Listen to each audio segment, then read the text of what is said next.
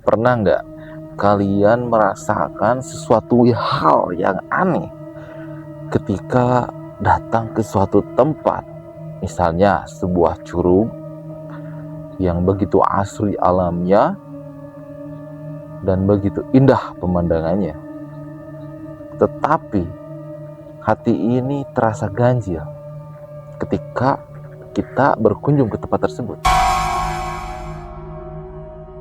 Seperti tiba-tiba merasakan ada sesosok makhluk yang tak kasat mata yang sedang memperhatikan kita. Terus setelah merasakan hal tersebut, tiba-tiba badan ini merinding. Setelah merinding, terkadang dibarengi ada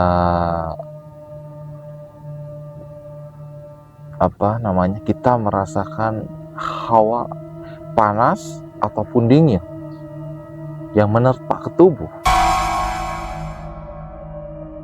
Tapi pada saat itu tidak terlihat sesosok makhluk itu.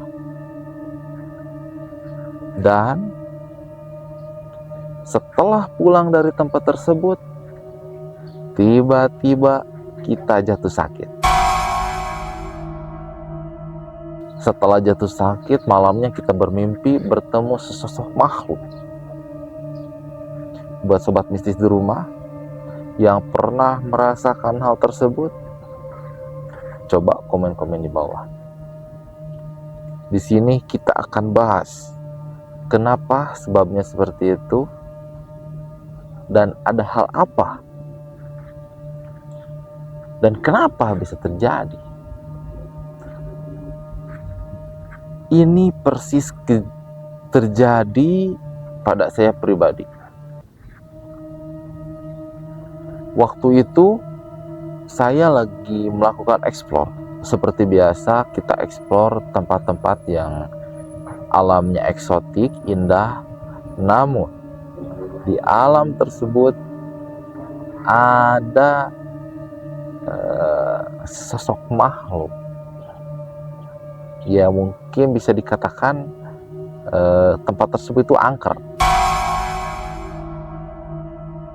Apa yang saya jelaskan tadi di awal itu pernah saya rasakan.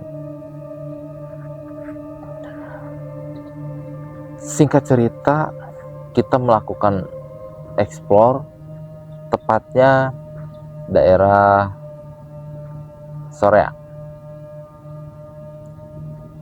Nah, ketika saya explore ke tempat tersebut, aduh, hati ini nggak enak ya.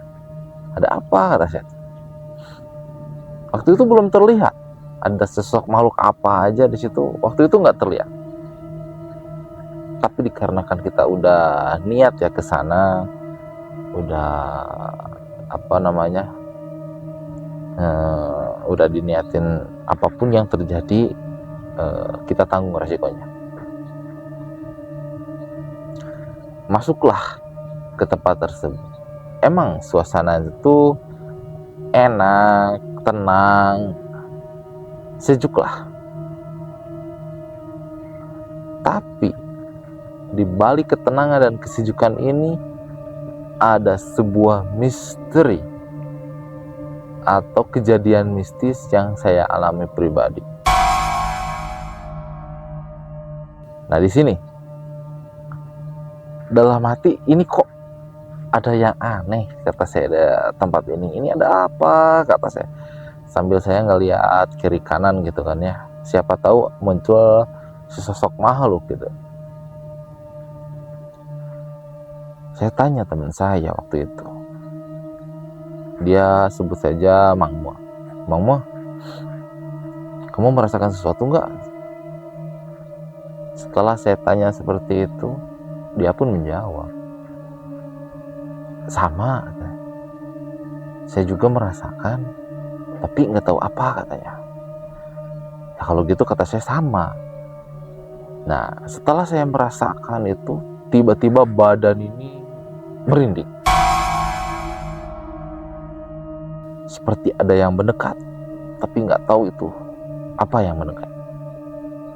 Dan Makmul pun merasakan hal yang sama. Singkat cerita, kita cuekin aja. Biarinlah, kata saya. Mungkin say hello penduduk alam gaib kepada kita yang mau eksplor tempat tersebut. Nah, semakin dicuekin, semakin kuat auranya itu. Setelah merinding banget gitu kan, tiba-tiba waktu itu saya merasakan tuh hawa dingin. Dingin banget kata saya. Hawanya tuh beda, dinginnya tuh banget gitu. Kok gini kata saya. Nah di sini mulai gak enak hati. Saya bilang ke Mamul, udahlah, jangan explore di sini kata saya. Auranya makin kuat kata saya, makin gak enak kata saya. Nah setelah saya ngucap itu dan Mamul, oke lah kata Mamul teh, oke lah kita cari lagi ya katanya. Ya oke. Tiba-tiba ketika balik badan, dari kejauhan, dari semak-semak terlihat sesosok makhluk. Dia wanita, setengah atasnya manusia, setengah laki, ke bawahnya ular. Saya diam 1000 bahasa. Dalam hati ketika baca istighfar astagfirullahaladzim, seketika saya bisa ngomong. Nah dari sini saya tanya, Mamul lihat nggak atasnya? Ada sesosok makhluk, seorang wanita, setengah manusia, setengah ular. Mamul tiba-tiba terhenyak terdiam. Dia nggak melihat, tapi dia merasakan. Saya nggak melihat katanya, tapi saya merasakan kehadirannya. Energinya begitu kuat. Iya, saya juga sama kata saya. Singkat cerita, saya cuekin aja tuh. Udah nggak bakalan bener. Ya kita pulang. Nah kita pulang tuh. Kita pulang. Apa yang terjadi? Ketika kita pulang, kita sampai di rumah, capek kan ya.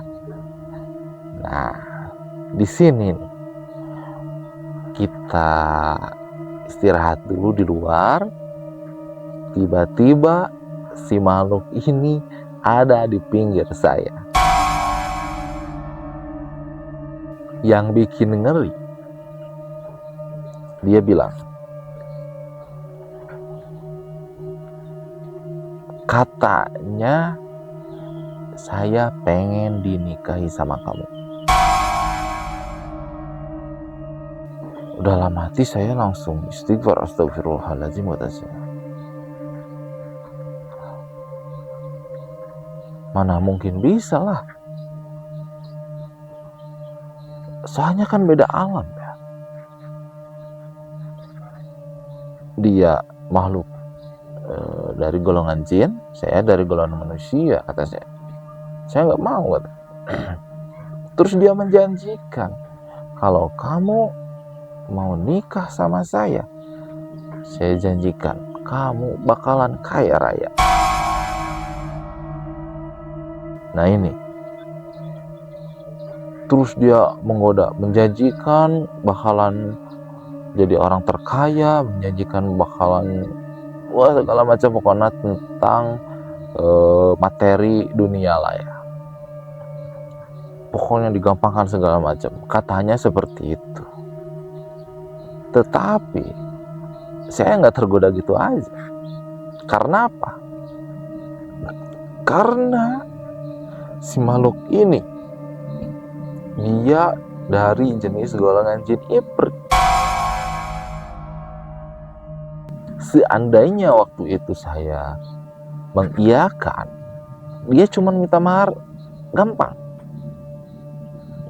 Dia waktu itu tak mahar, selendang warna putih.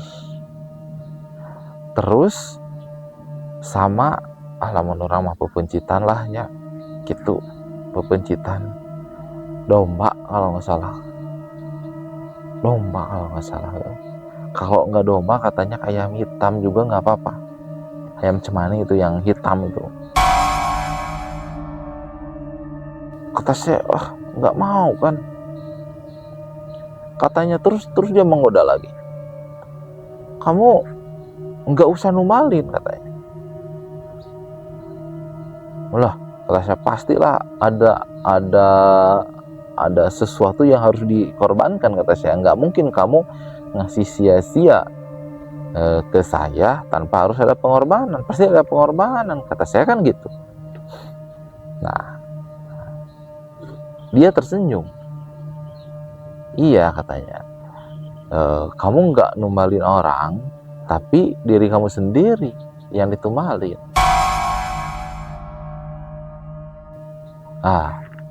Pusing kan ya.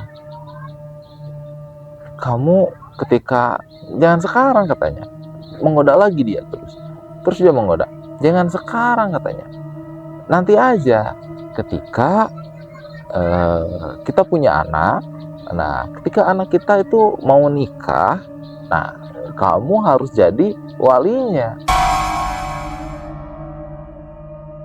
Jadi seketika kamu harus meninggalkan alam dunia ini, kamu pindah alam ke alam saya, katanya seperti itu. Jadi kita jadi penduduk alam sana, alam gaib, alam jin, lihir. Kata saya, ya nggak mau lah kata. Nah, dengan berbagai godaan, dengan berbagai cara, dia terus aja menggoda. Singkat cerita, saya tolak aja, saya nggak mau. Udah, kamu pulang, kita masing-masing aja. Bahkan saya pernah bercandain teman saya ini, udah sama ini aja ya, lebih ganteng kata saya sama teman saya, kata saya. Apa dia bilang? Gak mau katanya. Kenapa gak mau? Gak mau aja, tara mandinya buset. Malu ya kayak gitu pun tahu. Sama saya tuh jarang mandi gitu kan ya. Aduh kacau. Terus nah dari sini ketika saya tolak, ya benar dia pergi. Tetapi ketika dia pergi, tiba-tiba kaki saya terasa sakit.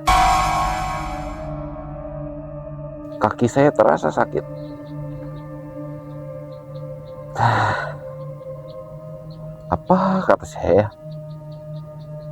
Kok sakit banget? Ketika saya raba, kok ada suatu energi yang masuk, kata saya, di kaki saya tuh. Pas dibuka, qadarullah, terlihat ada sebuah tali gaib ya. Tali gaib, dia di talinya itu ada semacam, bukan paku ya, duri-duri gitu. Dia nancep di kaki saya. Mungkin maksudnya mau ngambil ke dalam saya ya. Mungkin nggak tahu sukma akma atau apalah ya. Nah, di sini, aduh gimana kata saya. Tapi qadarullah. Ketika saya bertanya gimana, saya ingat satu kalimat ayat kursi. Saya bacain ayat kursi, seketika tali ini terbakar. Bam.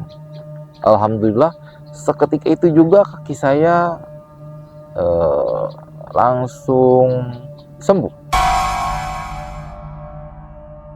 Nah ini, buat teman-teman yang pernah merasakan hal yang sama seperti saya, ketemu sesosok siluman,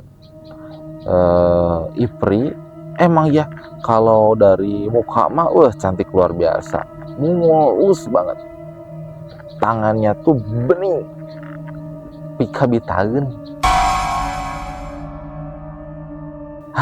Pokoknya nama ya nggak ada saya belum pernah lihat cewek sebening dan semulus itu.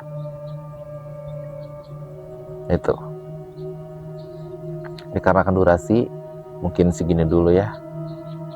Pengalaman saya dipaksa untuk nikah sama sosok siluman ipri yang menjanjikan harta kekayaan dunia, tapi dengan risiko yang luar biasa.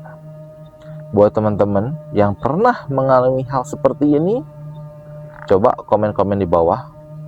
Jangan lupa juga subscribe lah, like dan komen ya, untuk cerita mistis berikutnya, pengalaman mistis berikutnya yang pernah saya rasakan. Mungkin segitu dulu, mohon maaf apabila ada kesalahan, karena kesalahan datang dari pribadi, kebenaran hanya milik Allah Subhanahu wa Ta'ala. Akhirul kalam, assalamualaikum warahmatullahi wabarakatuh. See you next video. Bye.